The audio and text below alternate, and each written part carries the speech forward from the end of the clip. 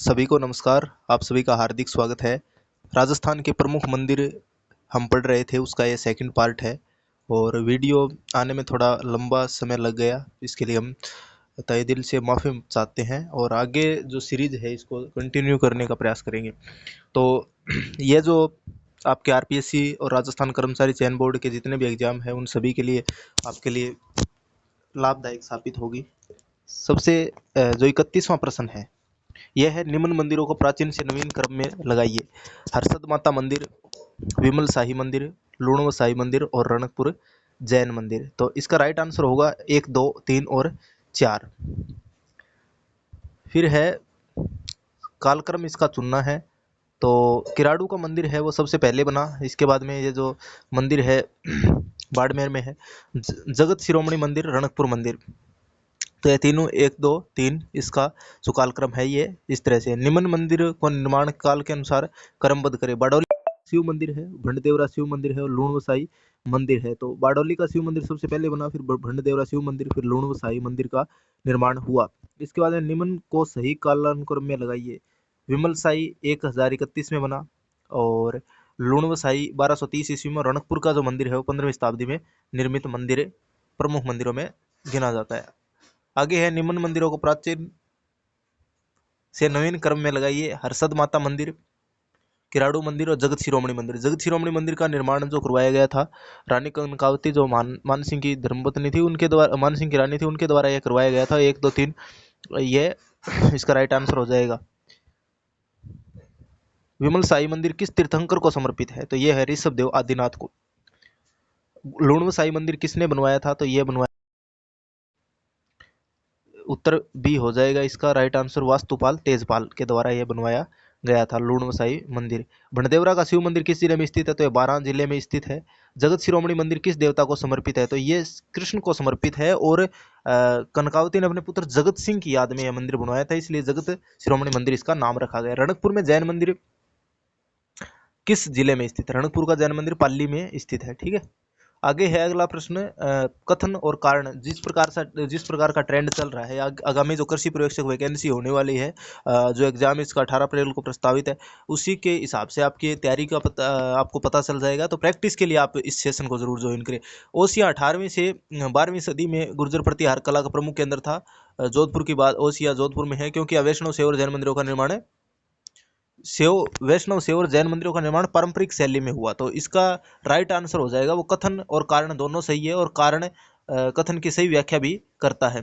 कथन 1, किराड़ू का सोमेश्वर मंदिर उच्च कोटि की तक्षण कला का उत्कृष्ट उदाहरण है, क्योंकि इसमें गुर्जर प्रतिहार, परमार और सोलंकी शैली का अद्भुत मिश्रण है। तो कथन और कारण दोनों सही है, क्योंकि उच्च कोटि की तक्षण कला है, इसमें गुर्जर प्रतिहार और तीनों जो शैलियां हैं, परमार, सोलंकी, गुर्जर प्रतिहार, परमार और सोलंकी शैली का मिश्रण पाया गया है। रणकपुर का जैन मंदिर खंभों का अजायब घर कहलाता है। ठीक है, क्योंकि यह मंदिर 1444 खंभों पर टिका हुआ है। बिल्कुल कथन और कारण दोनों सही है और कथन कारण की सही व्याख्या है।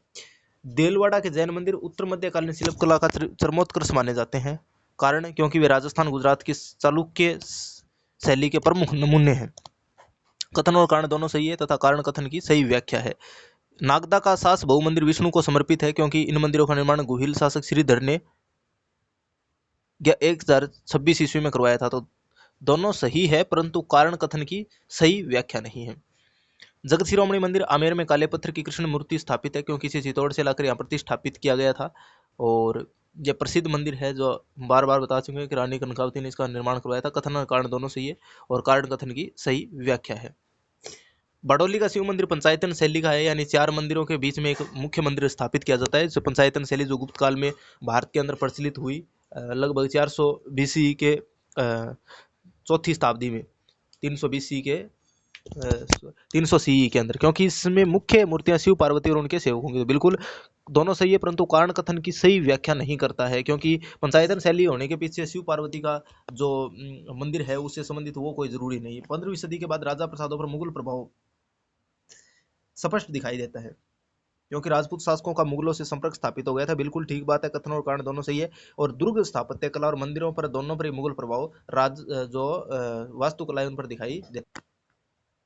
निम्नलिखित मंदिरों को निर्माण काल के क्रमबद्ध इसको करना है। सास बहु मंदिर नागदा, विमल वसाई मंदिर दिलवाड़ा, रणकपुर का जैन मंदिर और गुणवशाही जो देलवाड़ा माउंट आबू सिरोही के अंदर मंदिर है। तो इसका राइट आंसर जो हो जाएगा वो हो जाएगा 1, 2 और 4 और 3। ठीक है, तो इसका 1026 में सास बहु मंदिर नागदा का निर्माण हुआ। विमल साई मंदिर जो 1031 में, और 1230 के अंदर मंदिरों का निर्माण हुआ। फिर 1433 और 68 के अंदर। निम्नलिखित को प्राचीन से नवीन क्रम में व्यवस्थित करना है।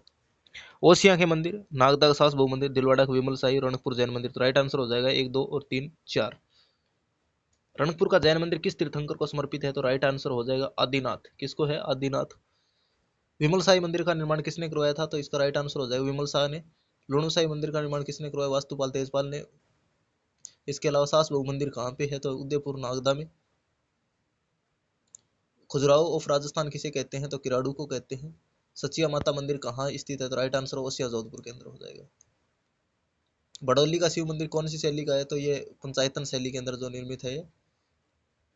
4 मंदिरों के बीच में मुख्य मंदिर। राजा प्रसाद में दीवाने आम और दीवाने खास की परंपरा किस प्रभाव का परिणाम है? तो ये मुगल प्रभाव का परिणाम है। किसका प्रभाव है? मुगल प्रभाव।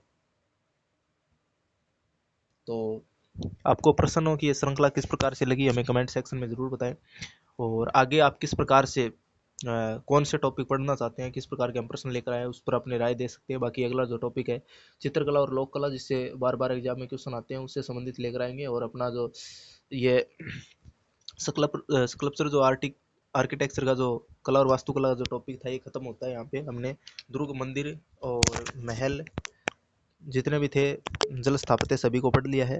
और आगामी वीडियो में हम कोशिश करेंगे कि इसको कंटिन्यू सीरीज को करें, अगर आप इसको सपोर्ट देते हैं। और हमारे चैनल को आपने सब्सक्राइब नहीं किया तो सब्सक्राइब अवश्य करें। धन्यवाद।